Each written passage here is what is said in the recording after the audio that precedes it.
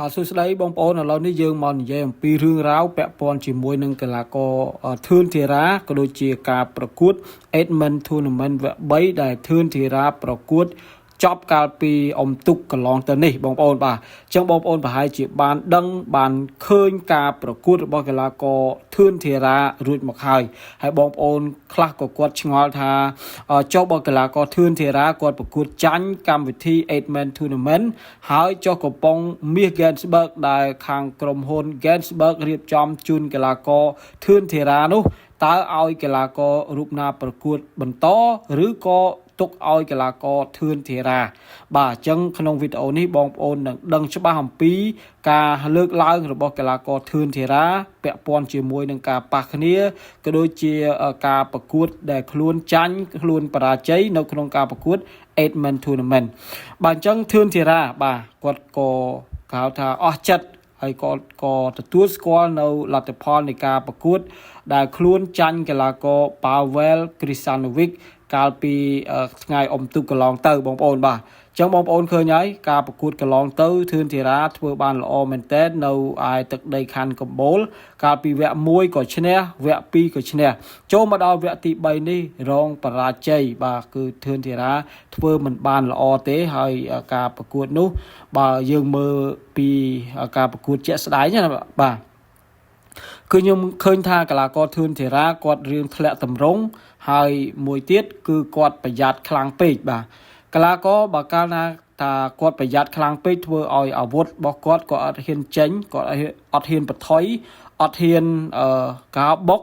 បាទធ្វើឲ្យចង្វាក់នៃការចេញចូលរបស់គាត់រៀងរាំងស្ទះបាទរឿងរាំងស្ទះរៀងរអាក់រអួលការចេញអាវុធរបស់គាត់មិនបានល្អបាទដោយការប្រកួតជាក់ស្ដែងនៅលើសៃវៀនការប៉ះជាមួយនឹងកីឡាករចិនមែនតើទៅសូម្បីតែការប្រកួតពេលនោះ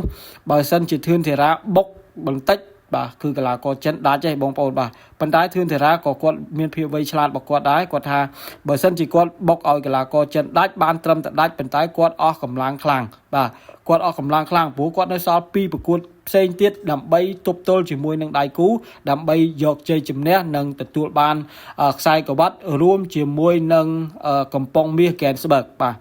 ចឹងកីឡាករធឿនធីរ៉ាគាត់អត់ទេបាទគាត់អត់ផ្ដាច់កីឡាករចិនទេចូលដល់វគ្គទី2ការប៉ះជាមួយនឹងកីឡាករ Pavel Kristanovic បាទគឺកីឡាករចិនគឺកីឡាករធឿនធីរ៉ាគាត់រៀងប្រយ័ត្នដោយសារតែគាត់ធ្លាប់ប៉ះជាមួយនឹង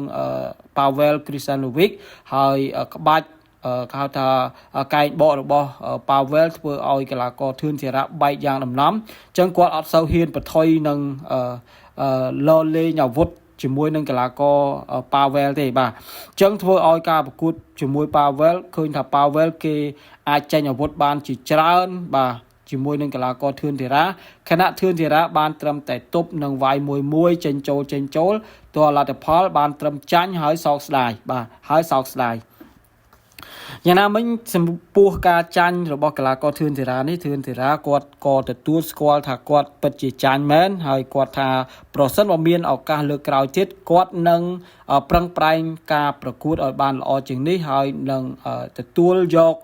កំប៉ុង Gensburg កំប៉ុងមាស Gensburg នេះឲ្យទាល់តែបានឲ្យខានតែបានបាទនេះគឺជាការបដិញ្ញាចិត្តរបស់កីឡាករធឿនធីរ៉ាពាក់ព័ន្ធជាមួយនឹងការប្រកួតបន្ទាប់ទៀតហើយបច្ចុប្បន្ននេះកីឡាករធឿនធីរ៉ាបានទៅដល់ទឹកដីប្រទេសជប៉ុនហើយតើនឹងមានអ្វីប្លែកទៀតឬក៏យ៉ាងណាសម្រាប់កីឡាករធឿនធីរ៉ាព្រោះអីគាត់ទៅដល់ទឹកដីជប៉ុនលើកនេះគាត់មិនមែនប្រកួតទេបងប្អូនបាទតើគ្រាន់តែទៅលេងទៅដើរលេងគាត់ទៅដល់ទឹកដីប្រទេសជប៉ុនឬក៏គាត់មានការចុះកិច្ចសន្យាឬក៏ចុះកុងត្រាជាមួយនឹងសៃវៀន Knockout បងប្អូនបាទខ្ញុំជឿថាប្រហែលជាអាចមានអ្វីប្លែកទៀតដែរសម្រាប់កីឡាករធឿនធីរ៉ាបាទបើទោះបីជាចាញ់មែនអ្នកគ្រប់គ្រងក៏មិនទាន់ជាសាបនៅក្នុងការគ្រប់គ្រងលើសមត្ថភាពរបស់កីឡាករធឿនធីរ៉ាដែរទាំងខ្ញុំទាំងគេនៅតែមានកូនចិត្តនៅតែមានចិញ្ចឹមចិត្តចង់ឃើញការប្រកួតរបស់កីឡាករធឿនធីរ៉ានៅក្នុងកម្មវិធី 8Man Tournament ជាបន្តបន្ទាប់បាទអញ្ចឹងសម្រាប់បងប្អូនវិញយល់យ៉ាងណាដែរបាទហើយចំពោះ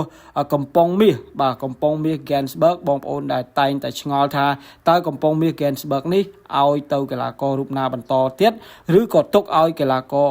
ធឿនធីរ៉ាទៅដើមបាទជាការលើកឡើងរបស់ Mr. Brune ដែលជាម្ចាស់ក្រុមហ៊ុនបាទថាជាម្ចាស់ក្រុមហ៊ុន Gensberg បាទគាត់បានលើកឡើងថាកំពង់មាសបាទ Gensberg នេះគឺគាត់នឹងទុកឲ្យកីឡាករធឿនធីរ៉ាប្រកួតម្ដងទៀតបាទប្រកួតម្ដងទៀតអញ្ចឹងឱកាសរបស់កីឡាករធឿនធីរ៉ានៅតែមាននៅក្នុងការ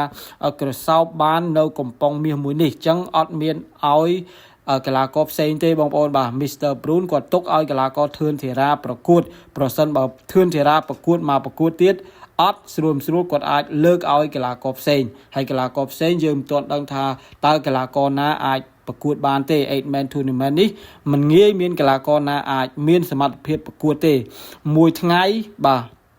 ប្រកួត3ប្រកួតបងប្អូនបាទហើយមកប្រកួត3ទឹកបាទអញ្ចឹង3ទឹក9ទឹកស្មើនឹង9ទឹកហើយ9ទឹកមកទឹក3នាទីស្មើនឹង7កន្លះម៉ោងបងប្អូនបាទអញ្ចឹងជាការសាច់វាយនៅលើសាយវៀនកន្លះម៉ោងបងប្អូនបាទកីឡាករល្មមកម្លាំងស៊ូអត់មានដល់ទេបងប្អូនបាទអញ្ចឹងបានធឿនធីរ៉ាគាត់វាយប្រយ័ត្នដើម្បីទុកកម្លាំងស៊ូបិទគូចុងក្រោយតែចុងក្រោយមានណាបាទមានបានដល់ទឹកចុងក្រោយស្អីបាទអញ្ចឹងដាច់ត្រឹមជុំទី2តែម្ដងបាទអញ្ចឹងគួរឲ្យសោកស្ដាយចំពោះកីឡាករធឿនធីរ៉ាបាទអញ្ចឹងវីដេអូនេះបញ្ចប់តែប៉ុណ្ណេះសូមអរគុណសូមជម្រាបលាបាទ